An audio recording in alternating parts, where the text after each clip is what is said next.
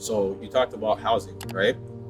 Does that also include rent and groceries as well too? Because groceries, I'm a father of 3, and I went to the grocery store the other day and I got 8 items and it came up to almost $100. Yeah. Back then, $100 would get you more than that. What's your action plan on tackling the food industry and also rent? Because where I live in a building, a 1-bedroom apartment starts at $2,000. So it's like you're either playing Russian roulette. Do I pay my rent or do I buy groceries? So I just want to know what you plan on doing with that. Well, let's start with food.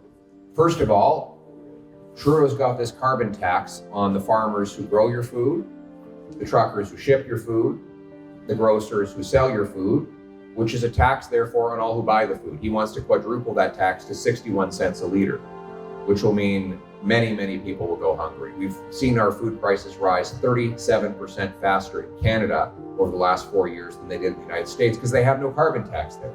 So I will axe the carbon tax to lower the cost of food and fuel. We also have to increase the purchasing power of our money. We're printing cash. Bottom line is we're growing the money supply, which causes inflation. We're printing money to fund irresponsible government spending.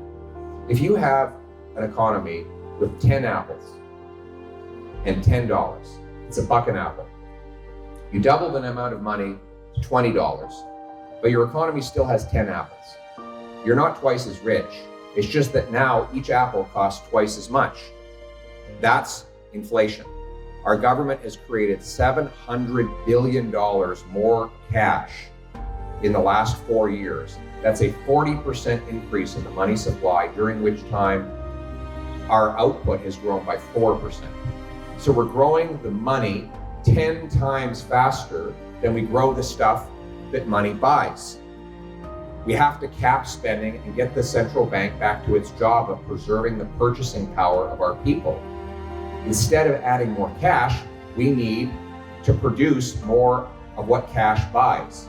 Grow more food, build more homes, produce more energy by unleashing the free enterprise system, getting off the backs of our farmers. So imagine, back to my analogy, instead of 10 apples, you have 10 apples and $10. Imagine if you doubled the number of apples that you grow. You have 20 apples and $10. Now each apple is 50 cents. We have to produce more of the stuff that money buys rather than creating more cash. The same is true with homes.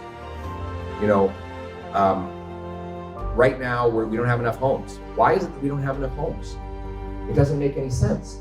We have 10 times as much land per capita as the next closest country in the G7. We have the second biggest landmass in the world, and somehow we have the fewest homes. Why? Because we have the worst bureaucracy. It takes 7 or 8 years to get a housing development approved. It takes 3 times longer to get a permit to build a home in Canada as it does in the US or the UK. And then there's the taxes on top of that. So who do you think pays for that? You pay for it. Why is it that your landlord can raise your rent? Because he knows you can't go anywhere. Why? Because there aren't enough homes. If there were more homes and there were vacancies, you go to your landlord and say, hey, I got options. Either you're going to make my rent affordable, or the new apartment complex down the street is going to do it instead. I'm going to pack my things and leave, and I'm going to pay my rent to him. But right now you have nowhere to go because it's impossible for that competitor to build his place. So we have to get the bureaucracy out of the way and let builders build. We built fewer homes last year than we built in 1972, when our population was half the size. Our population was 22 million in 1972.